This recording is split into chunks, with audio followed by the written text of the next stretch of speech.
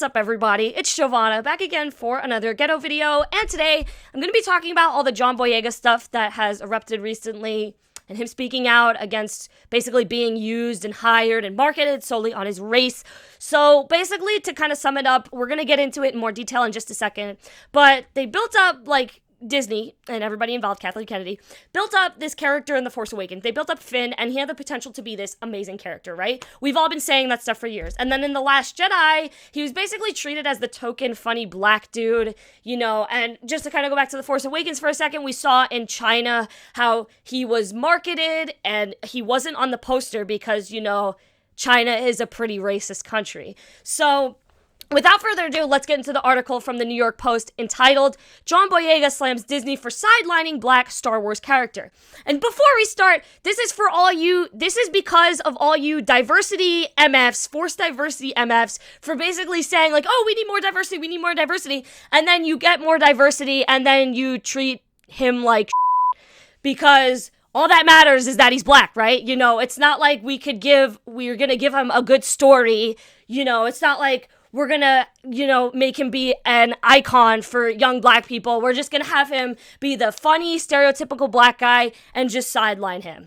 You know, that's what happens when you have SJWs running your movie. Film critics deemed it a cinematic milestone when Disney cast John Boyega as Star Wars' first ever black stormtrooper in 2015's actually, Star Wars The Force Awakens. However, in a new interview with British GQ, the British Nigerian actor claimed that his character still played second fiddle to his white co-stars. They gave all the nuance to Adam Driver, all the nuance to Daisy Ridley, and he's not wrong, said Boyega, 28, who portrayed Stormtrooper-turned-Jedi Finn in The Force Awakens, The Last Jedi, and The Rise of Skywalker. So first, before we continue, I want to just say that you don't market a character by making him hold lightsabers and look really badass, and then making him look really badass in the trailer as well, and then sideline him like that. Finn should have, I think almost every person, like, agrees with this, that Finn should have been the Jedi, and we've all been ripped off. So they basically put, like, Finn, like, they marketed him as, like, you know, like, the first black dude to ever be, like, a Jedi, or be, like, a main character in Star Wars, right?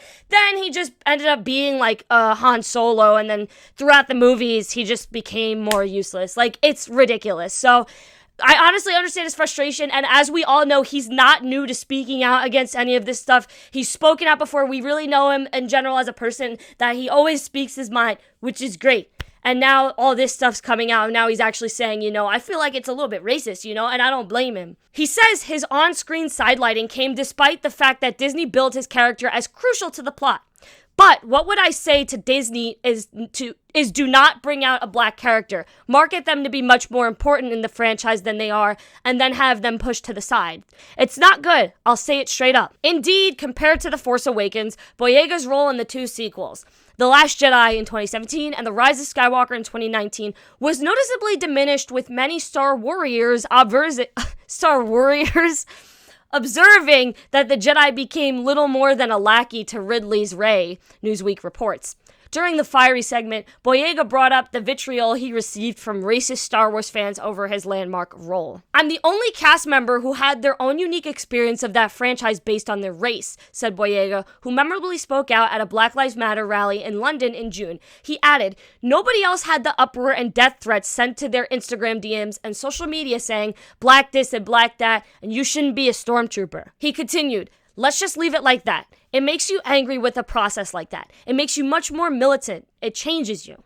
However, it wasn't just Boyega that was given short shrift on screen. He claims he felt that Vietnamese actor Kelly Marie Tran, who played Rose Tico in The Last Jedi and The Rise of Skywalker, also took a back seat to Driver and Ridley. And in that case, I actually agree with him strongly. I think they definitely should have amplified and wrote her character better, Kelly Marie Tran. I also feel really bad for her because I know there were all these allegations of her getting stormed off social media, but we don't really have enough information about that to support that claim. Even John Boyega was like, yo, this happened, you gotta kind of suck it up. Even like John Boyega saying right here, he's getting all these death threats, black this and black that, and he can't be a stormtrooper because he's black. He never really, you know, he kind of like, I feel like sucked it up and kind of just used it to motivate him as it it kind of seems what he's talking about here. And he was like, now he's like so done with it, you know what I'm saying? Which he has a right to be, you know? Like, you guys knew what to do with Daisy Ridley. You knew what to do with Adam Driver, lamented Boyega,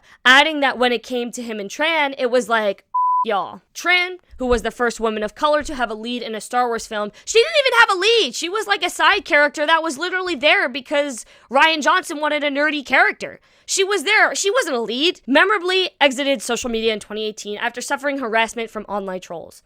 So, what do you want me to say? Said Boyega. What they want you to say is, I enjoyed being part of it. It was a great experience. Nah. I'll take that deal when it's a great experience. And he's spoken out about it before. You know, he had to have this attitude and everything when the movie, you know, from the duration of 2015 to 2019. And then after The Rise of Skywalker came out, we all saw this guy was just done. He was like, I'm never coming back. Him and Oscar Isaac, you know, spoke out against it. But nothing of this nature, you know, nothing of any race talk really whatsoever. I feel like it was also the fans who kind of sparked that kind of like racism talk regarding John Boyega's character. And this is also, I feel like, a time where a lot of these stories are going to be shared, not just from regular people, from specifically Black actors and actresses talking about their experiences with racism, you know, with all the Black Lives Matter stuff, and in a time where, you know, we all must be anti-racist.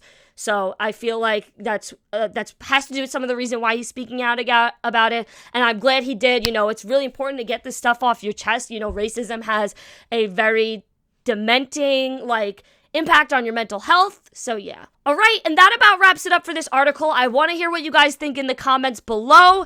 Again, this doesn't surprise me because people were sounding the alarm about this for years and how they were erasing him and basically having him there, as I said before, like the token Black guy, the funny Black guy, you know, the stereotype in the movie. But I want to hear what you guys think in the comments below. Please consider subscribing and joining the Banana Fam down below, and please like the video. And I'll see you all in another video. Peace out.